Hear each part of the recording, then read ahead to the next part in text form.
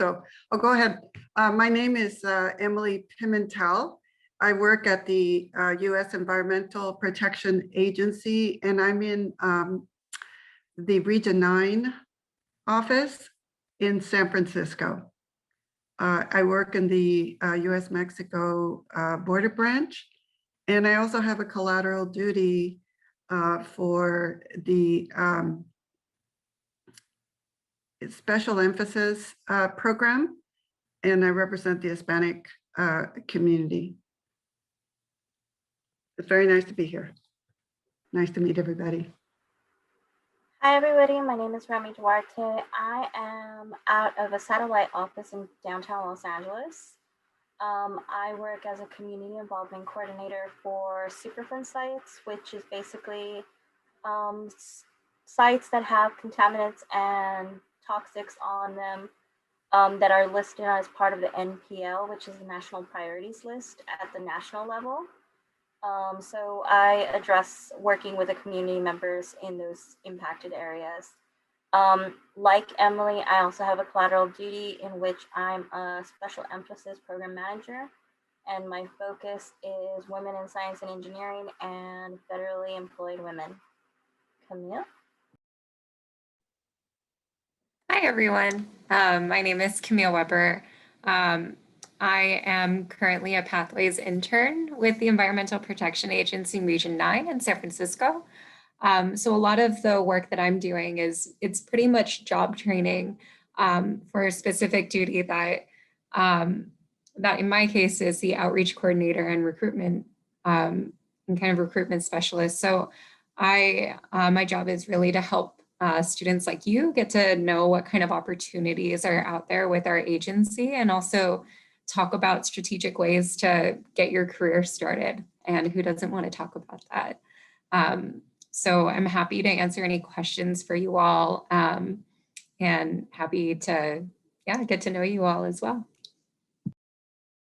Okay, so I will share my screen since I have a PowerPoint on that will kind of provide context of what is EPA. So just so you can, we'll lay down the background first. So about EPA, and then at the end we'll address the USA jobs. EPA's mission is to protect human health and the environment. We do that by implementing federal environmental statutes, building state and tribal environmental programs through grants, conducting inspections and enforcement actions, issuing permits to control environmental emissions or manage hazardous waste and pollutants.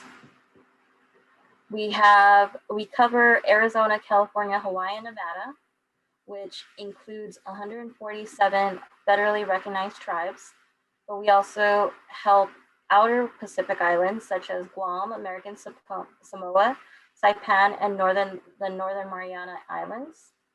And through our efforts in Region 9, we also have an international aspect via the US-Mexico border, China and Vietnam. Within EPA, this is our current organization structure. This kind of shows the broad topics that we kind of cover. We have our Tribal and Intergovernmental and Policy Division. We have our Public Affairs Office. We also have our Superfund and Emergency Management, our Office for Regional Council, Air and Radiation, Water, the Enforcement, and Compliance, Land Chemicals and Redevelopment Division, which is kind of a catch-all for a variety of programs. We have a lab services, and we also have our Mission Support Division. And I believe I will exit out of that for right now.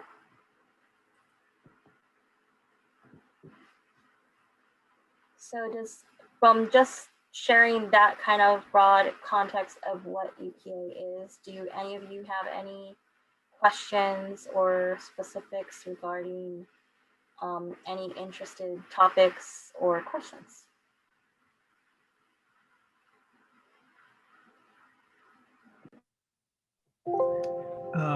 Would you be able to go over a little bit of how somebody in computer science might be able to help with some of those divisions? So like maybe the air and Yes. radiation, or the water?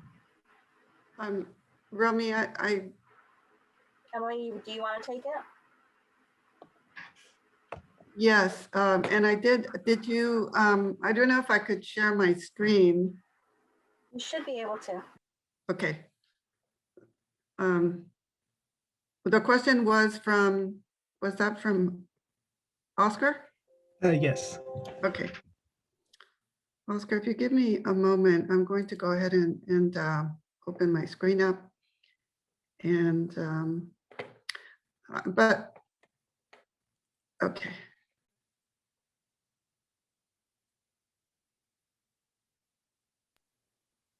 Oscar, I'm glad that you asked this question because it's kind of a common misconception with a lot of the work that's done in the Environmental Protection Agency. A lot of folks are like, well, I don't have an environmental science degree. Maybe I'm not going to find work there. And that's really not the case. We actually have a couple of different uses for exactly the type of background that you may have. So I'm going to go ahead and let Emily continue on. Okay, so Romy just gave you an overview, and I'm just going to take it a little bit more into this. And she mentioned, our mission is to protect public health and the environment. We have offices in headquarters and in 10 regions. So San Francisco is Region 9, we're the main office for the area that we represent. She showed you the organizational chart, and I'm going to use this chart, Oscar, to give you an overview of the kinds of jobs that we have that involve computer science. The bottom line is that it's everywhere. The obvious one is in mission support, for example, what I would call operations. That is, for example, our building maintenance, our computer and IT support. Those kinds of jobs there, grants management and support systems. So we have a number of programs that rely on information. And so there's not only your basic IT support in terms of giving, access to computers and so on, but we also do work in all our divisions where we're managing a lot of data. So the first place would be laboratory services, for example. I'm sure you can relate directly to that, where we're a regulatory agency. So a big part of our work is collecting samples, air samples, water quality data, soil samples, chemical samples when we're doing environmental cleanups. And so all of those have a information management component. Relational databases, for example, when we collect our data, we want to be able to say something about that, the relationship of the data to the questions that we're asking. So, and as we're doing that, we need to have people who are able to work with large volumes of data. I'll give you another example, which is in the Superfund program where we work on emergency response. And I'm going to just jump to some examples of that.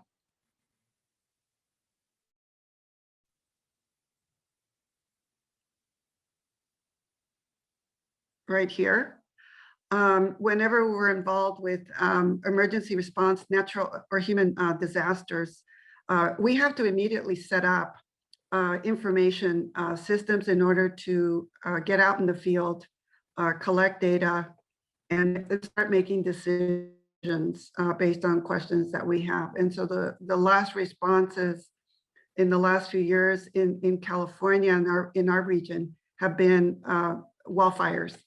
And so for that, we've had to set up field commands in order to support the field work that we do, where we survey properties for damage.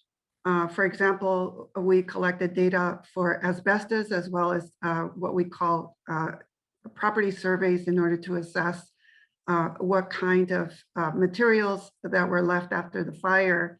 For example, in the picture here, you see gas canisters.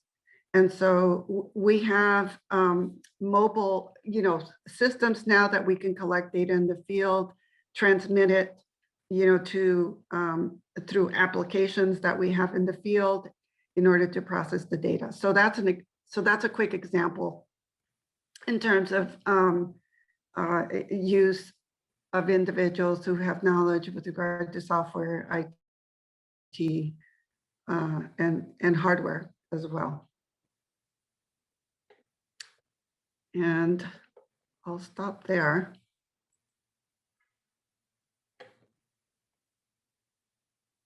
Does that give you some idea?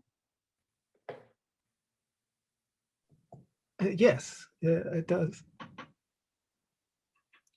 Yes. And feel free to ask other questions. No problem.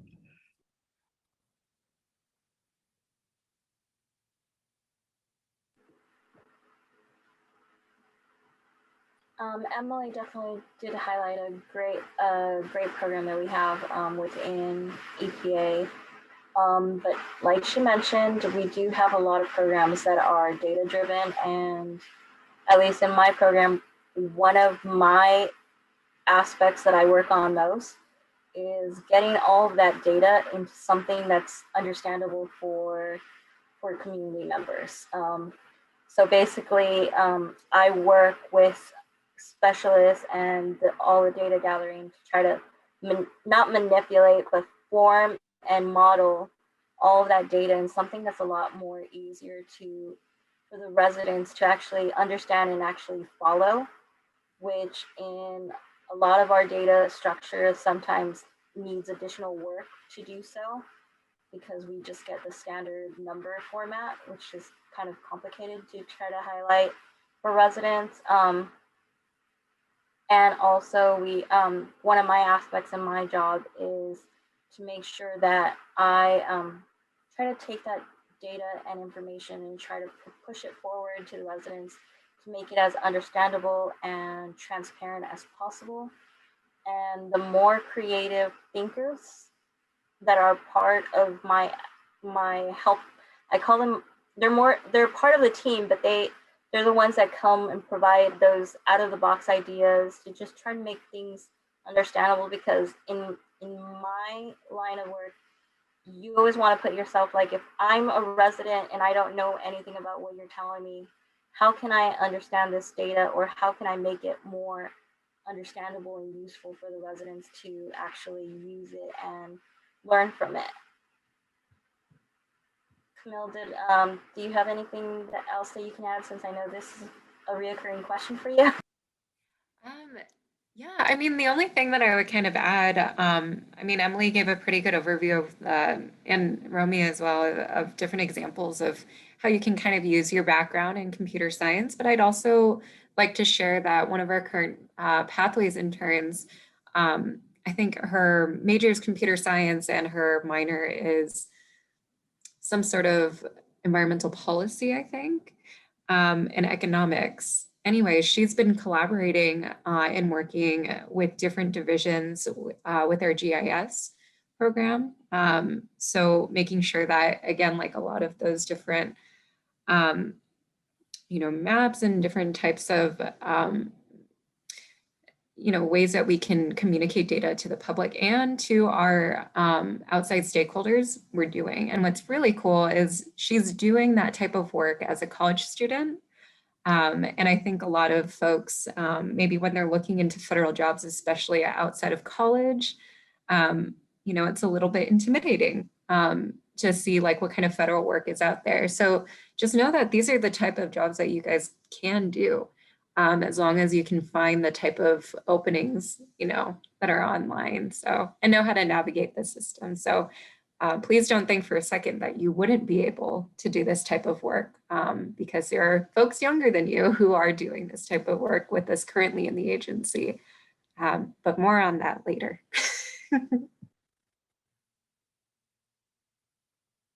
So I have a question. So I was talking to somebody like at a conference, and they were a computer scientist, but they had sort of qualifications or certifications in like emergency response kind of stuff. So like they responded to like fires and they would help set up the Wi-Fi in the area and stuff.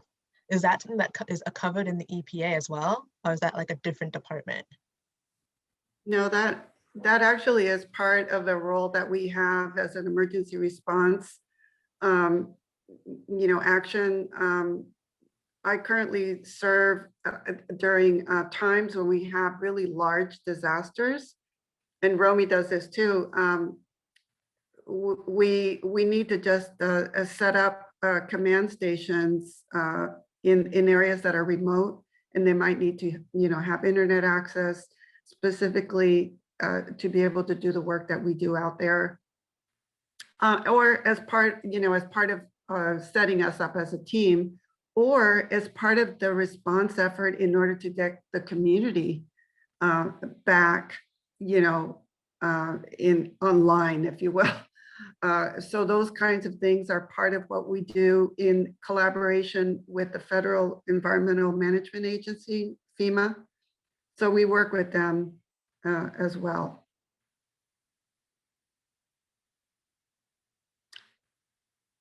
Okay, thank you.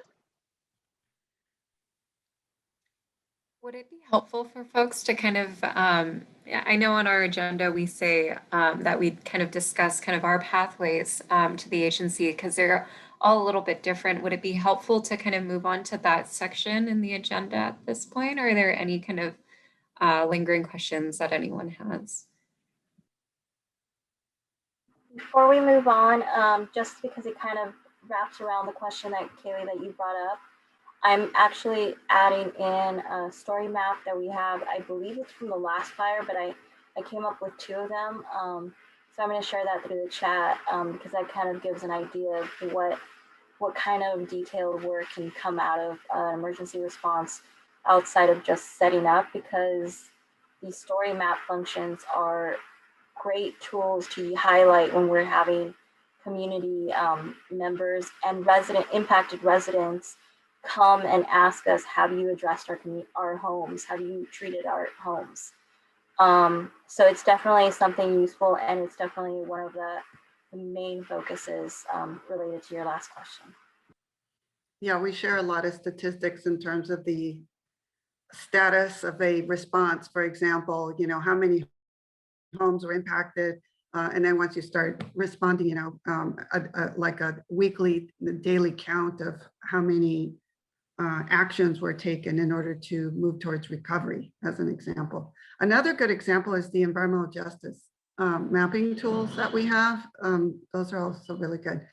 But yeah, I agree, Camille. Maybe we could move towards what we had planned to do in terms of the overview of the career paths.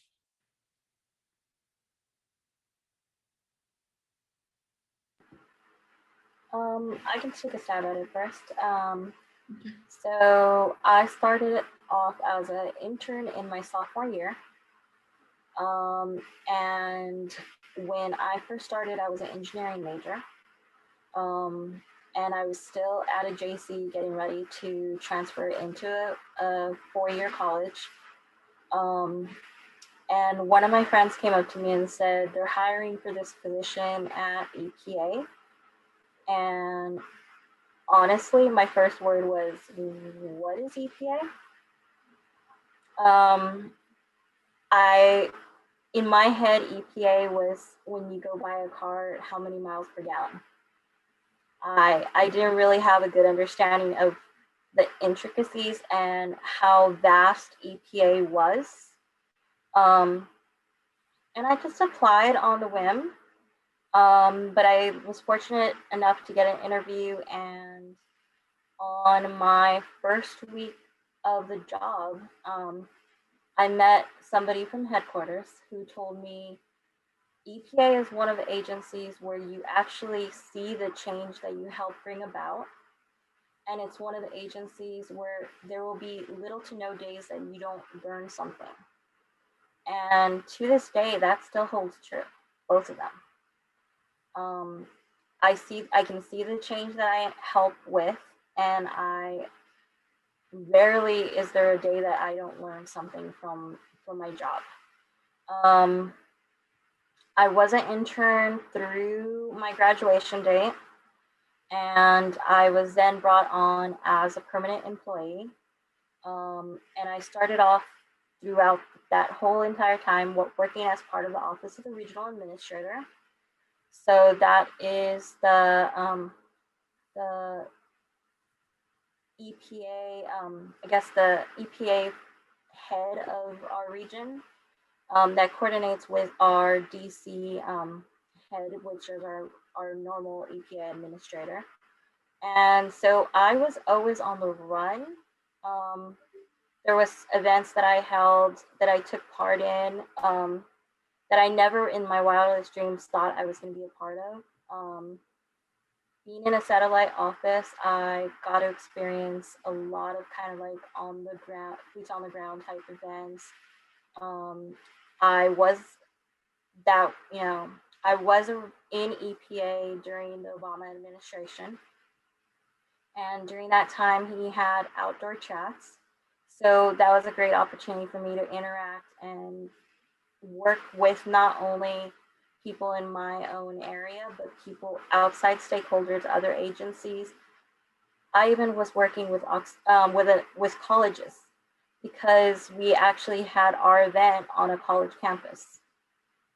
And I was fortunate enough to be able to take part on all those activities and learn from them and kind of roll with them. And that kind of opened the door for me to learn other positions. And lo and behold, I eventually was able to leave the Office of the Regional Administrator and transition into Superfund, which is focusing on community involvement. And as a Spanish speaker, it definitely helps in Southern California and in Region 9.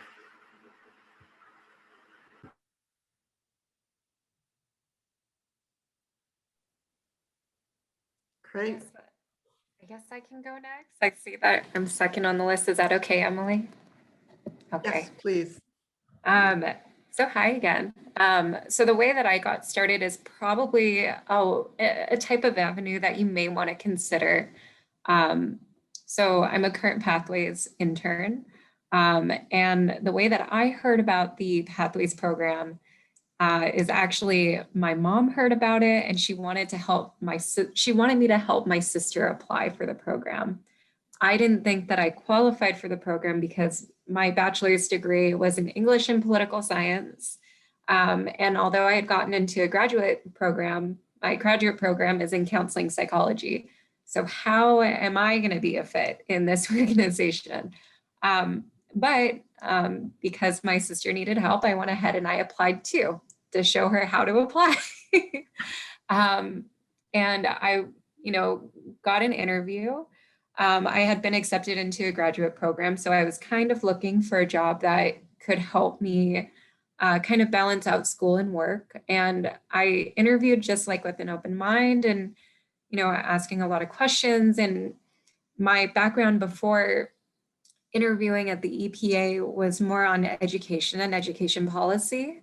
But I had a lot of experience in creating curriculum and coordinating different types of programs and projects from my previous experience. And that was the type of experience that they were looking in our mission support division. So I was selected to be a part of the Pathways program, and I got placed in our human resources division. And kind of this entire time I was thinking, how am I going to really be a fit here? And it was a lot of question marks, but one thing that I think really helped me find a place was that I was really willing to take on any kind of projects that they gave to me to really see if it worked out for me, or if maybe I could advocate for, a different type of position that would be a better fit. And I'm glad that I did all of those things. They tried to train me to become a training officer, and I thought that that would be a good fit. And then after doing the type of work that a training officer would do, it was like, oh, this maybe isn't the right fit for me. And I advocated instead to run their intern program, because I have such a strong foundation in education, and my background now as I'm going through school is in counseling psychology. So all of the work that I do at the different schools in my community is creating programs and different, what we call tier 2 and tier 3 interventions. So leading groups and leading workshops. And that's what I'm doing at the EPA. Right now, we are, well, I'm lucky enough that they're considering me for conversion, and they're training me for to take on their outreach position, which is really cool. And it's really cool in the sense that the outreach coordinator position hasn't been backfilled in a really long time.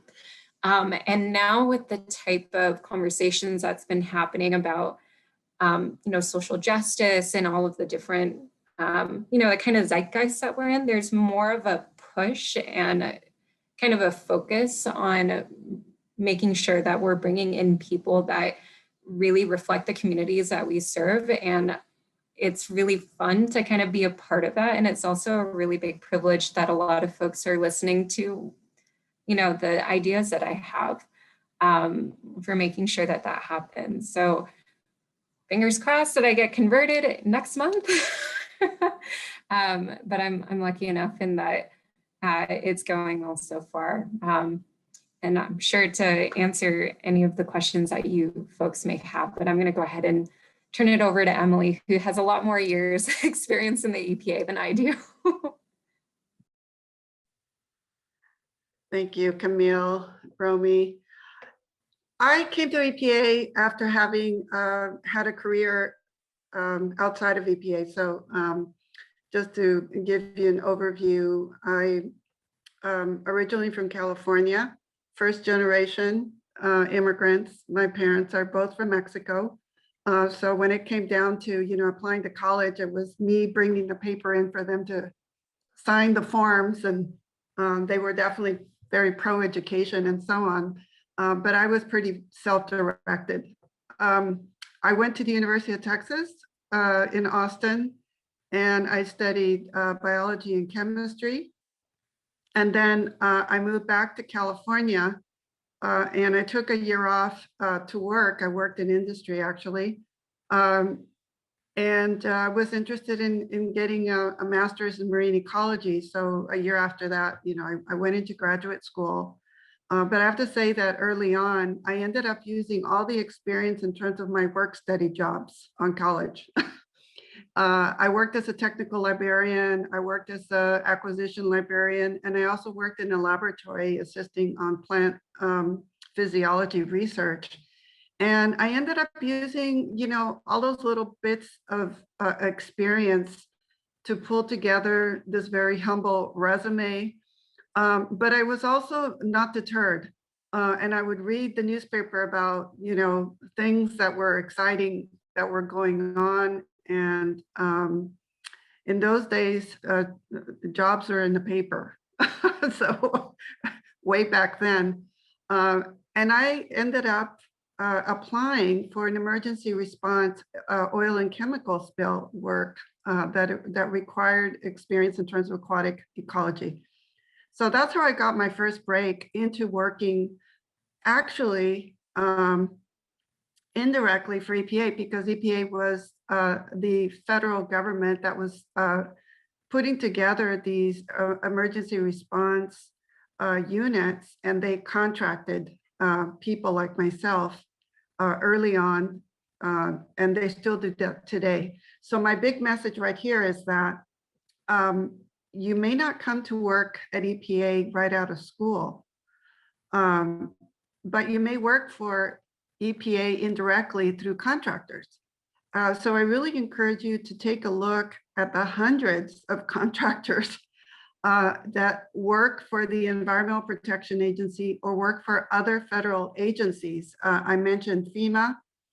I was interested in marine ecology, so I was looking at NOAA, US Fish and Wildlife Survey. So Camille will give you an overview later, but do not limit yourself to looking very narrowly. Cast a very broad net, but also stay true to your interests. I was very, I had this compass in terms of work that I wanted to do related to marine ecology. And while, getting exactly this ideal piece of work was a little, challenging, but eventually I pieced together work that I could do, use my background. And in fact, when the Superfund program, which includes emergency response and also cleaning up industrial contaminated sites, they look at public health risks associated with chemicals, as well as biological hazards and so on. And they look at the impacts of these chemicals on the ecosystems. And so you have to be knowledgeable about that.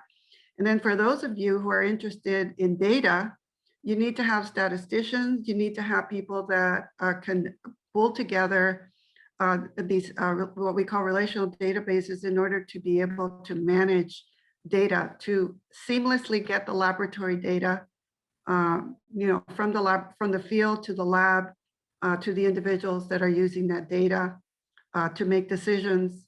And of course, as Romy was talking, to get that data to the public so that they can be part of the process. So I came to EPA in 2003 after an interest also working internationally. So when in the consulting work that I was doing, I eventually developed an interest to do international work. And part of that is because I'm fluent in Spanish as well. In college, I took Spanish courses in addition to my science courses. I almost practically have a double major in that. And so I ended up very methodically looking at how can I use my interest in the international field and apply my language. And so I ended up looking at work with organizations. And here's another pitch.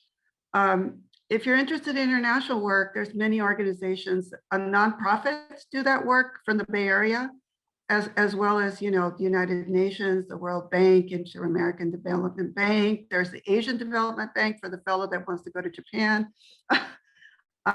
So there's a lot of sources out there that do environmental work as well. So in 2003, I came to EPA to work on an international program.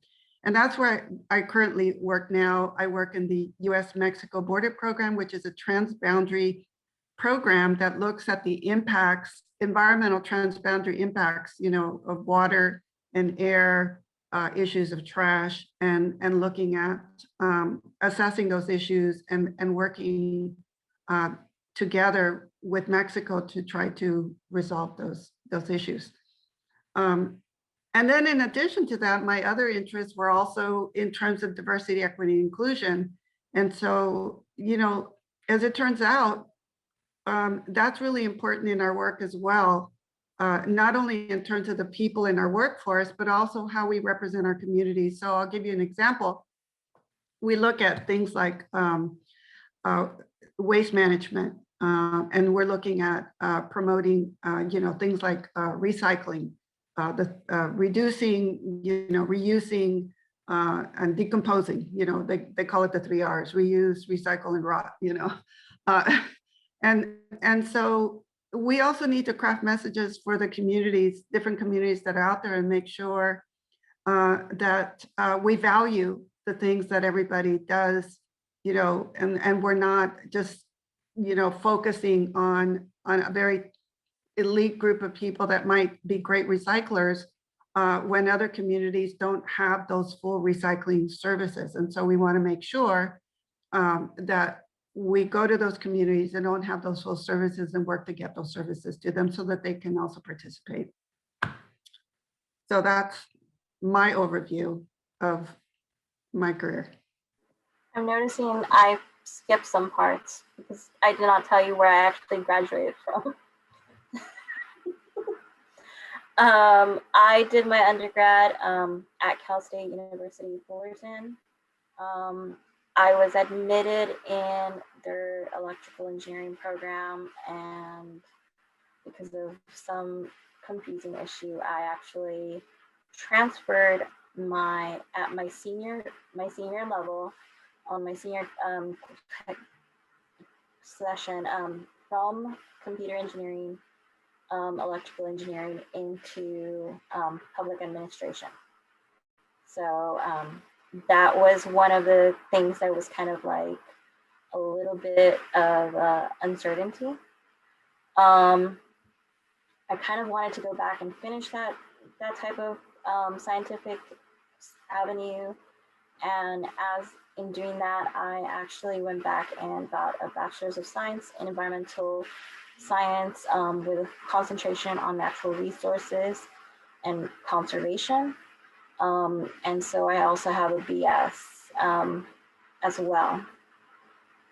What other items did I miss that you guys touched on? Oh, my resume. When I first applied for EPA, I did not have a lot on my resume. I literally basically had my previous job before I came to EPA was as a poll worker for voting. And as one of those annoying people that calls you and says, help me vote for this candidate or such, this was a fun project given by one of my instructors. So, and I was also spent time as part of an internship program with the National Science Foundation, NSF, in which we were replicating scientific projects. And do not laugh, but my project was using the pill Viagra to keep cut plants straighter for a longer period of time. So it was definitely an interesting project, and we got to work on it, and it was a small team project that we did over a quarter, because it was the program was tied to Cal State University, Los Angeles. And we did in fact realize that our efforts did work, and we did the research on roses and carnations. It is probably my oddest subject that I've done, but it does have a lot of fun experiences that helped kind of guide me. But literally my resume when I applied for EPA only consisted of those 3 items. So.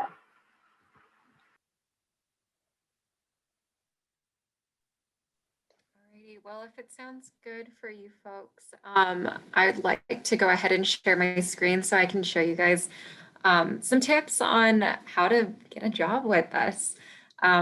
And just letting you know that, as Emily kind of mentioned, a lot of folks who end up at the EPA, it's not usually the first place that they find employment after they graduate. But, later down the line, or if you always apply and see if you can get it, our positions are pretty competitive, but look at us, we all made it and we're all working and pretty happy in our situations. But this is really something that we're hoping that you'll keep in mind as, throughout your careers, because we know that y'all are going to do some pretty amazing work out there.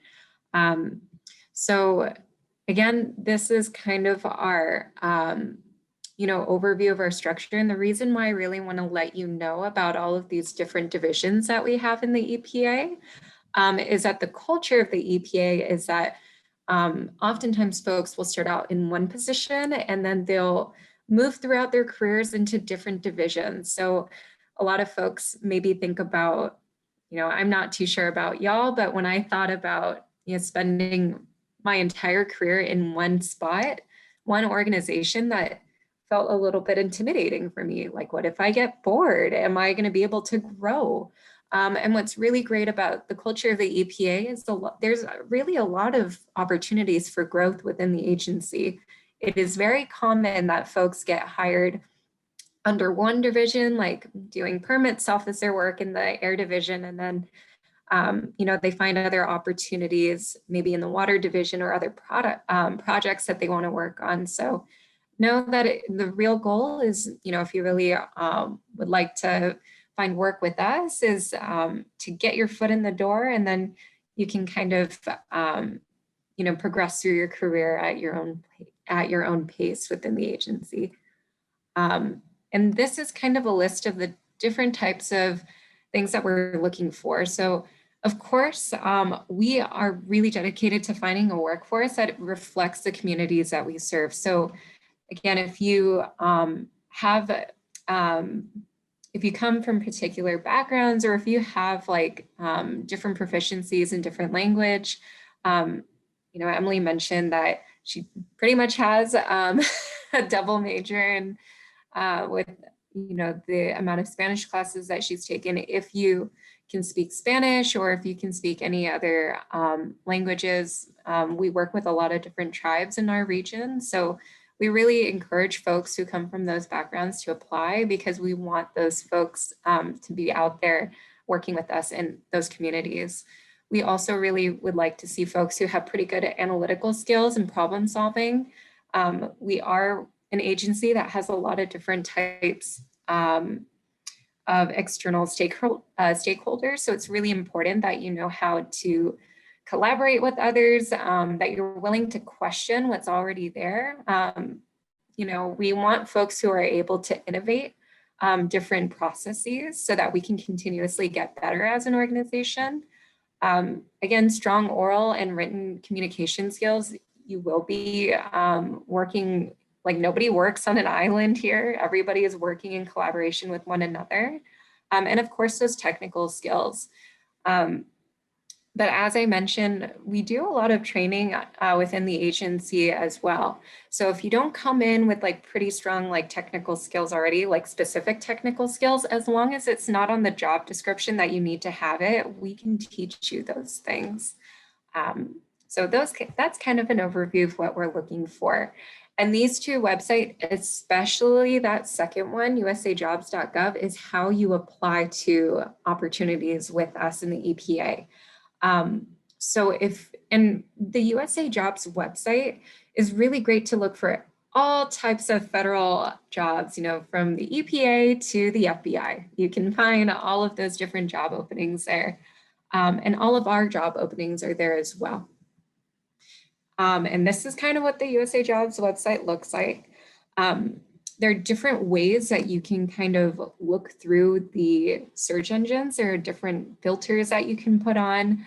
You know, you might want to look at student opportunities if you're a current student. You may want to look at recent graduate opportunities if you're about to graduate or you've graduated within the last 2 years. But here's something that y'all should know about what we look for in our candidates. Folks need to be US citizens to apply for jobs at the EPA. And we also would like to encourage folks to know what type of hiring authority, what we call hiring authorities, that you may qualify that can help you get a job even easier. So there are, you know, different positions that are just open to the public. That means anybody can apply to them as long as they meet the qualifications.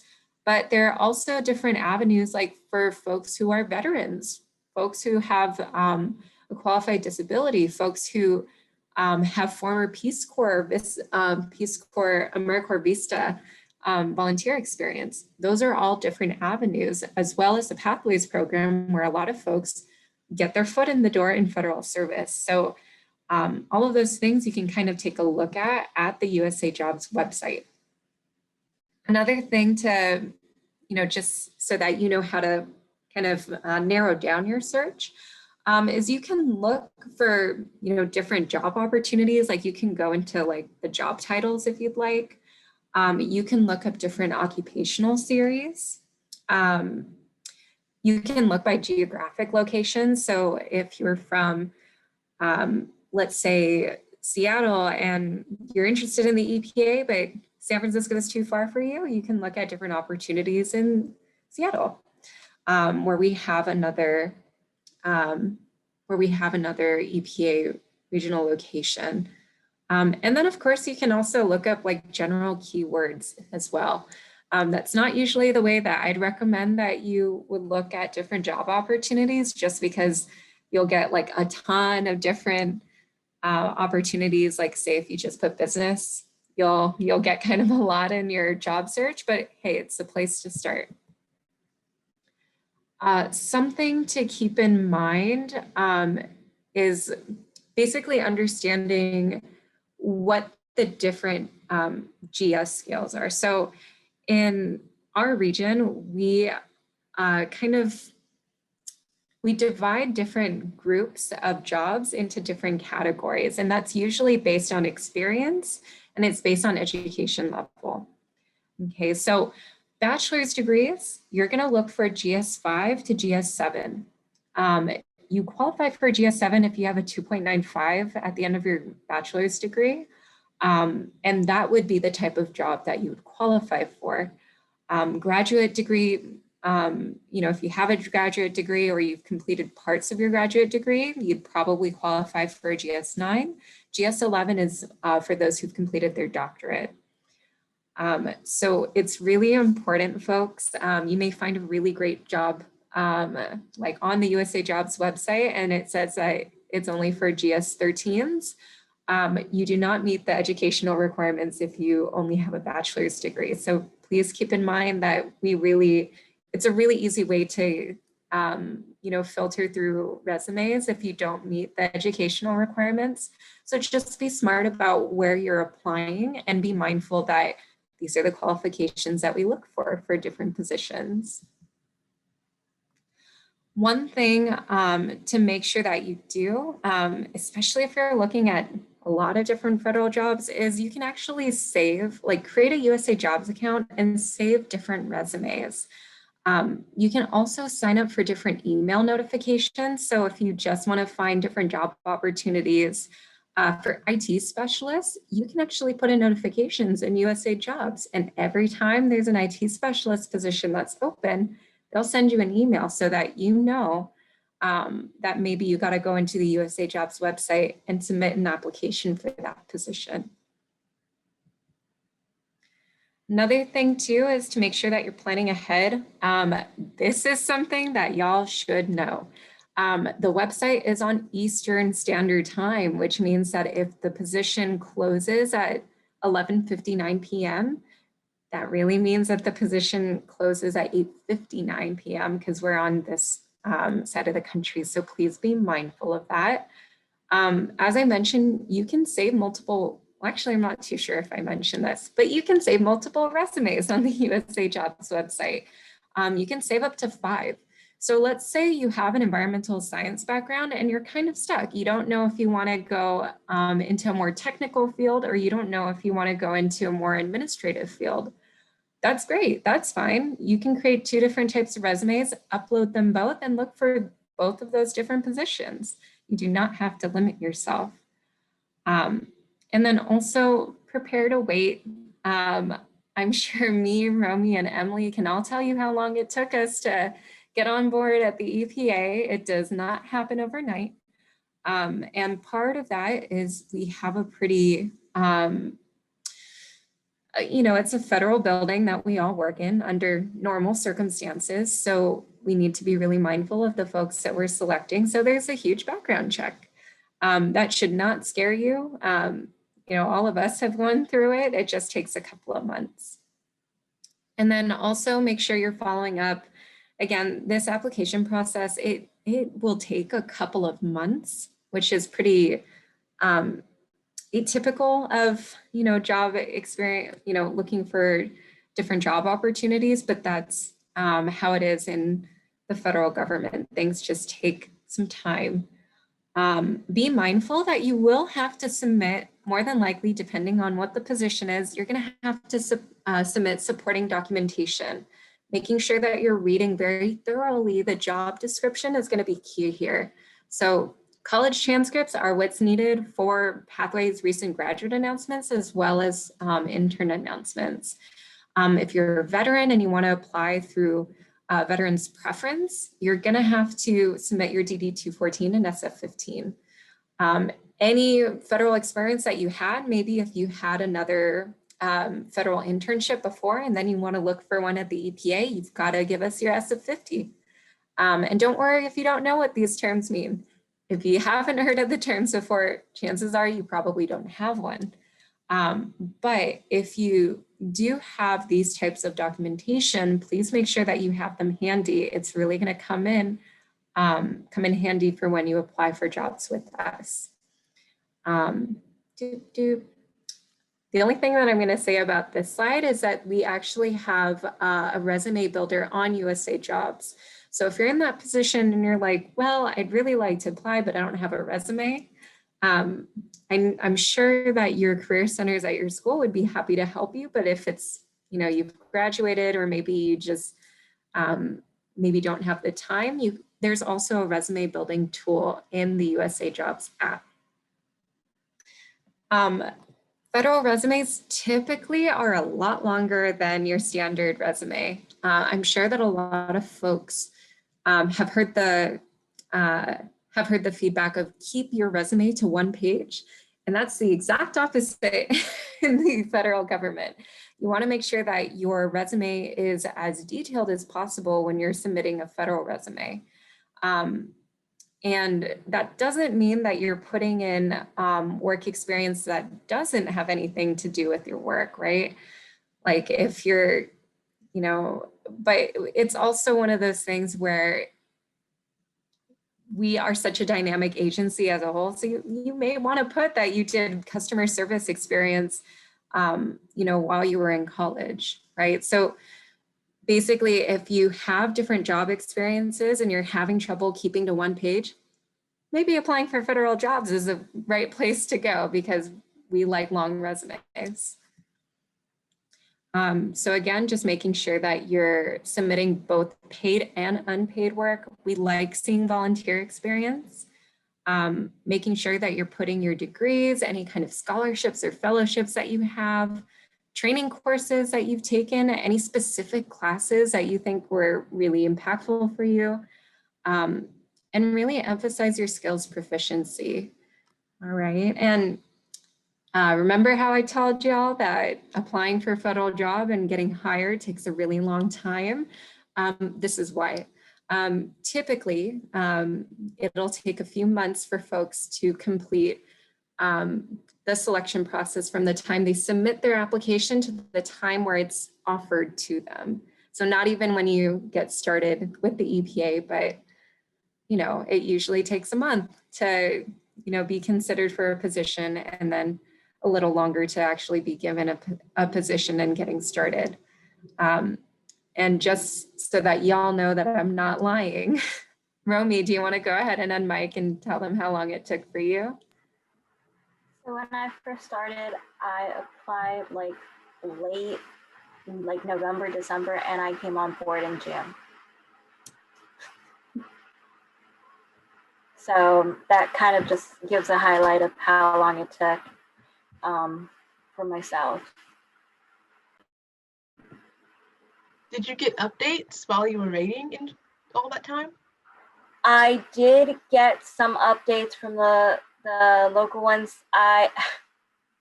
It sounds a little funny, but I reached a point about probably about April where I got like we haven't forgotten about you, because it was already after my interview, because my interview, I believe I had it like in January or February. And so they just wanted to make sure that they realized that I was still there and that they were still kind of like interested. So. I will say though that while that is true that, you know, it can take a long time, there are also times where you will hear that it does move quickly. In fact, for the pathway interns that we have recently that we announced, they were notified, I would say within a month of when they applied. So you know, there is that element of some people might have to wait a long time, and you know, we know that that's a problem for us because you might get an offer somewhere else and go elsewhere. But it's just really important to make sure that you apply by these deadlines and know that some of these openings are only open to apply for 1 week. So that's really what's important for you to know, is that that's why notifications are really important to set up with USA Jobs, so that if there is a job announcement that comes out, that you get the notification if you're interested in that kind of job, because the application may only be open for a week. So you have to just be mindful And of that. one of the key things when applying for federal jobs, you can actually submit a resume and answer all the questions and hit submit. And until that period of collecting applications closes, you can still make modifications and upload additional documentation to your profile. So it's not, by all means, do not rush through the process when answering those questions and uploading your documents, but you do have that window of time frame to make additional changes. Okay, so I have one question. What is the difference between the Pathways program and student internships within federal positions? Are they the same thing? They are the same thing. Okay. As you know, one of the things, it's always listed as a student internship, but throughout the many years of federal government, they've changed the name off and on. Well, there's two kinds of, in particular. One is there's a student pathway internship, which is an internship program that is only open while you are a student. Oh, okay. And then there's one called the Pathways internship for recent graduates. So if you are graduated, then you would be eligible for recent graduates internship program. Those are the two. And there's some others that are very tailored towards different kinds of things, which is the presidential management internship, which is very, very competitive and provides an opportunity to do a rotation within the federal government within a period of, I think, 2 years or something like that. Camille, we lost you, so we were improvising responses. We're trying our best. Sorry about that, folks. The woes of working from home. But Yeah. I'm gathering that, Emily, you were talking about the Pathways program. Yeah, just clarified between student pathways, recent graduate pathways. That was the question. And we may have lost her again. Uh-oh. Yeah.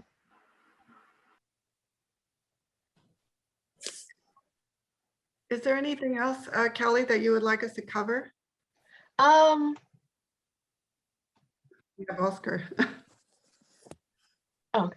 I can't think of anything besides just like general questions of like when you have these different certifications within the EPA for different positions.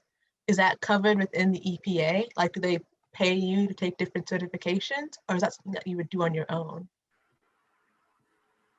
So I can jump in a little bit. When I started off at EPA, I was not hazardous. I did not have the 40-hour HAZWOPER training.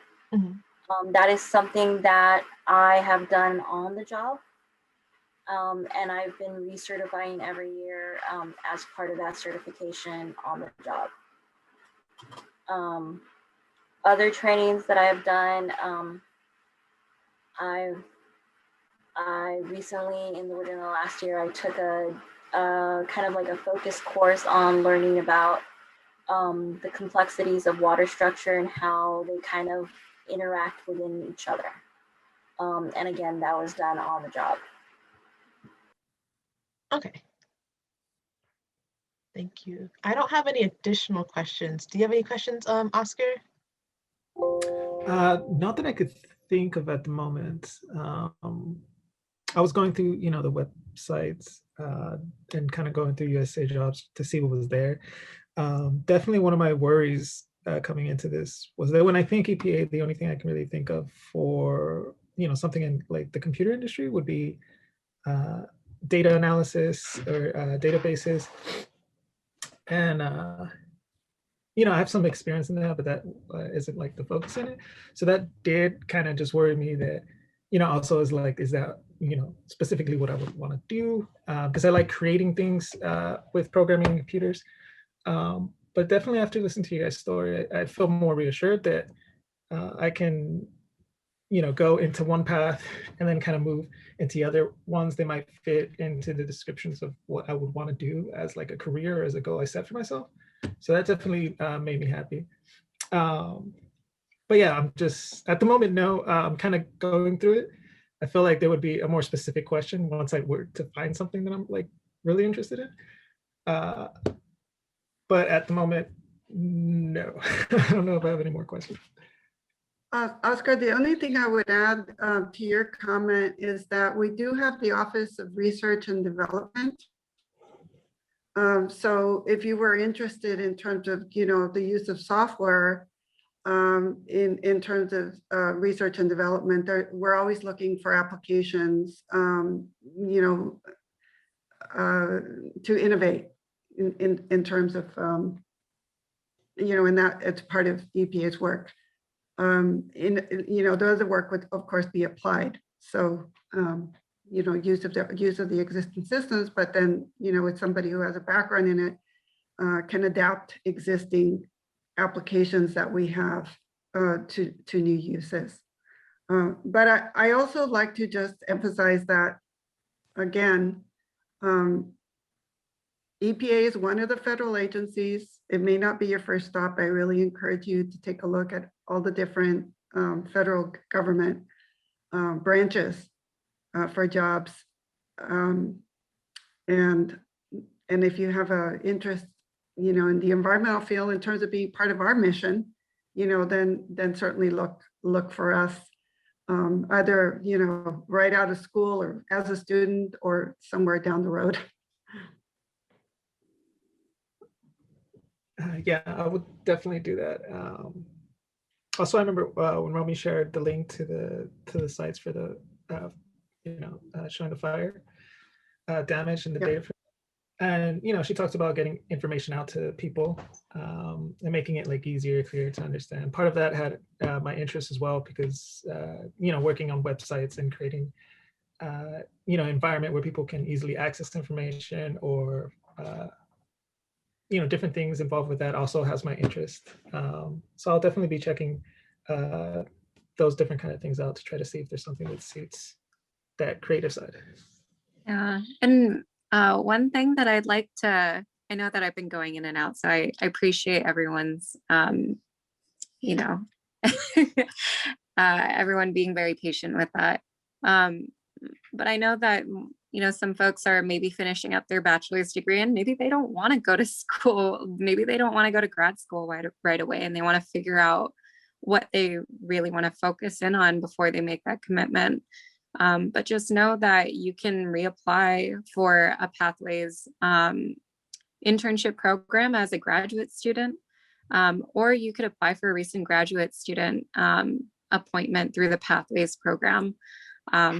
So what that could look like is, you take a year and work maybe a job or two, trying to figure out what your focus is in. And then if you find one, and then we have a recent graduate position, that maybe suits you or makes you interested, then you apply for that. It's really about making sure that you're keeping those opportunities open. So even if you're thinking, I am not going to go back to school anytime soon, that's totally fine. If you do end up going back to school, even if it's to get a certification or associate's degree, you may want to look into an internship program at that point. And, pay your way through college. It could really help.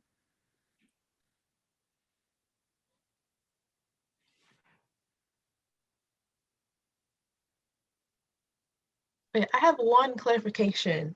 So GS stands for grade scale, right?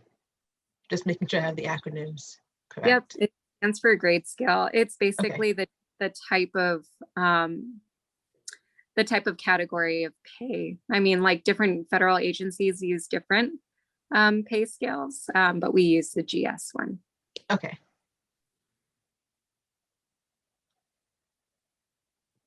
Oh, wait, hold on. Somebody's.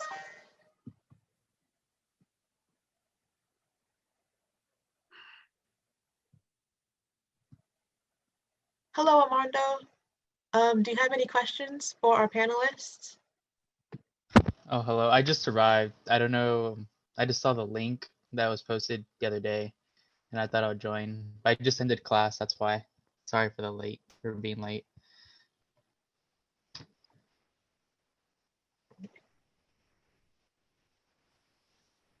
Oh, well, Armando, we did go through a presentation of, EPA as an organization, a little bit of an overview about our career paths and our current positions. But we're happy to hear, let us know your name again and your academic interest.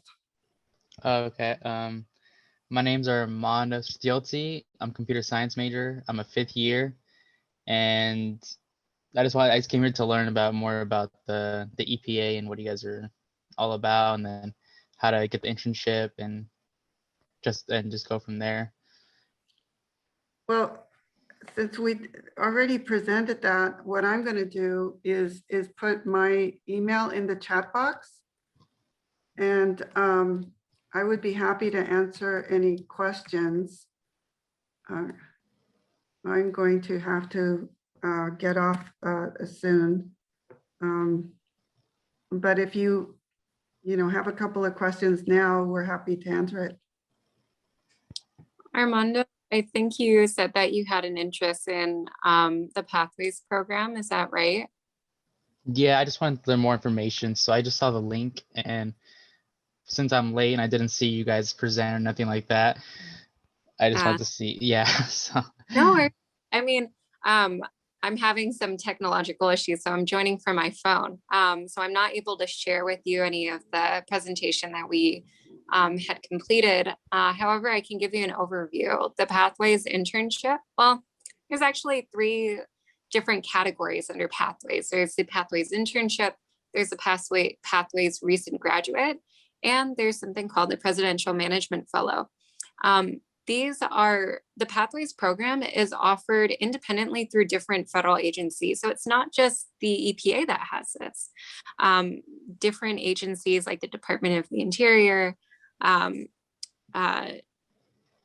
like other federal agents, none of them are really coming up to mind, but a couple of other federal agencies are using this Pathways program as well. So it's not just through the EPA that you can join this program, but pretty much the intent of the program is to make sure that we are giving students, recent graduates, opportunities to get real life work experience and career training, so that if they do a good job in their internship with their federal agency, they're offered a position with them after they graduate, as long as they meet the different work requirements for the position that they are training for.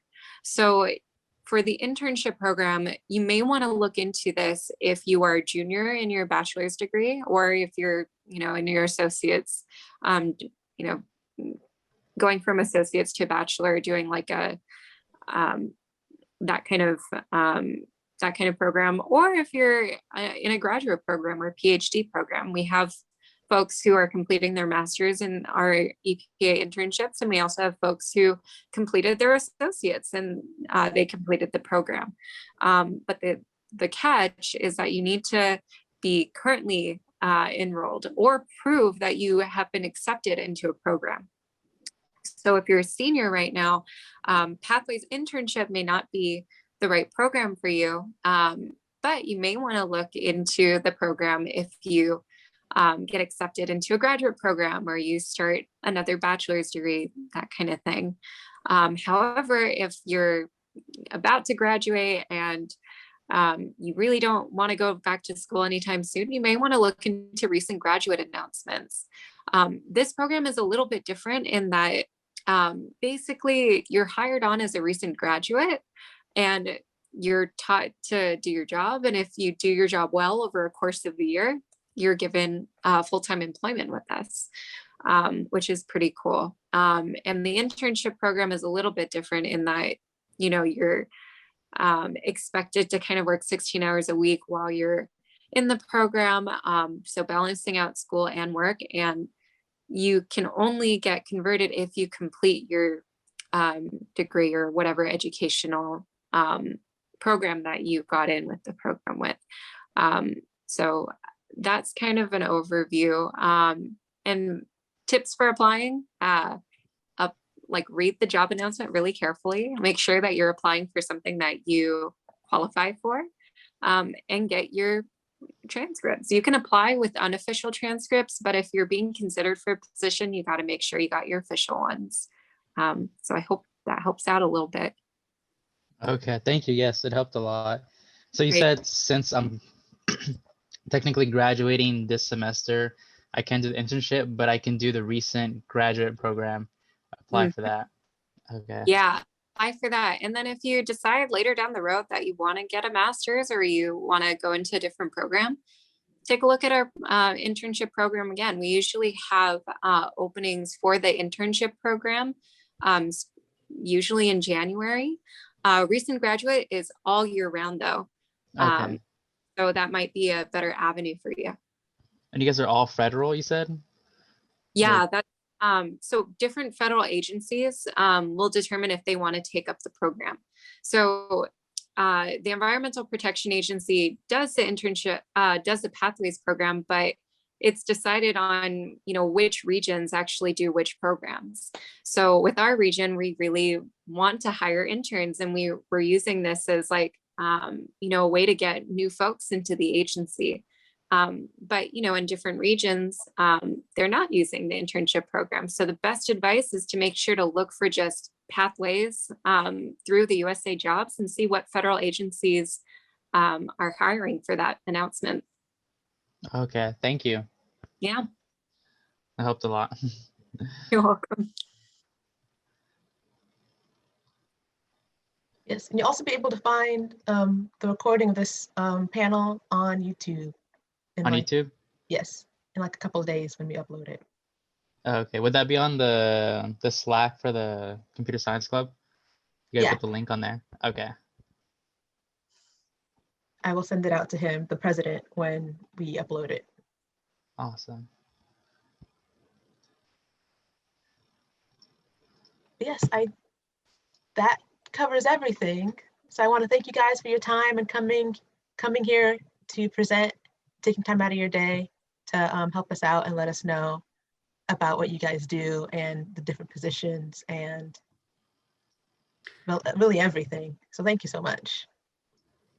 I think we put our email in the chat box, Callie, and if anyone that attended this or sees it wants to reach out to us, we're always happy to answer questions.